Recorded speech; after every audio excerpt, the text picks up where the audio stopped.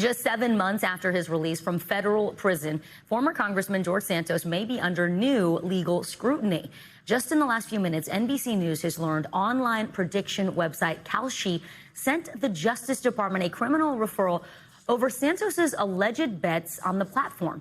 This is all centered around a bet that Santos allegedly placed on his own potential appearance at this year's State of the Union address. We should note not every referral from outside results in an actual criminal investigation by the DOJ. It is also unclear whether the Justice Department has opened any sort of a formal investigation at this point. Santos did speak out on social media. He said his legal team is in contact with the DOJ. He also wrote in part, quote, "The basis of the accusation is preposterous, and I look forward to supplying any information asked of me to any agency that inquires." NBC News Capitol Hill correspondent Melanie Zanona following this one for us from Washington. So obviously, a lot of questions to go around here, Melanie. What do we know at this point about what happened with former Congressman Santos? Yeah, just to reiterate, unclear if there is an actual DOJ investigation, but there is a lot potentially for them to look into if they decide to go down that route. Let me just walk you through the timeline here. So prior to the State of the Union address, it was George Santos himself who announced he would be attending the speech. Then on the eve of the address, the Kalshi odds were that 75% he would show up.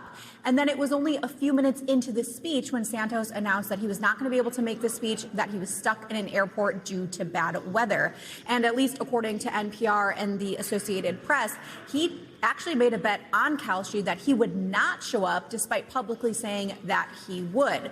Now, Santos also did address some of this criticism on a podcast back in March. He addressed the fact that the markets had been betting on him, and he continued to insist that his no-show was just because of bad weather. But he did acknowledge that some people were upset about the fact that he said he would come and then ended up not showing up, saying some are going to look at that and call it market manipulation. Some are going to call it virtue signaling. I guess some people lost money. Some people made unexpected money. I don't know. I don't care. But that's just to show you how fragile these markets are. However, he does not indicate whether he was one of those people who made a bet and potentially lost or made money. Although, like I said, he continued to say he was innocent and that it was just really bad weather that prevented him from showing up to the speech. Well, that's what's at the heart of this potential investigation. Melanie, this is the latest controversy facing Santos. To remind folks, he was previously serving a 7-year sentence for wire fraud, money laundering, stealing money from donors to fund a lavish lifestyle. The president then commuted his sentence seven months ago. He's not in active politics at this point, right? But how is this playing out on Capitol Hill? You know, there is just a sense of relief among Republicans that he is no longer one of their own, that they don't have to respond to all of these allegations that pop up about him. But I will say that this has really reignited an ongoing debate on Capitol Hill about whether Congress should regulate some of these prediction markets. And in fact, recently in the Senate, they did pass a resolution that would ban members and their staff from trading on these types of prediction markets. Meanwhile, the House has yet to pass a similar bill, but the House Oversight Committee did open up an investigation into insider trading on these prediction markets. So it's just been an ongoing debate here on Capitol Hill.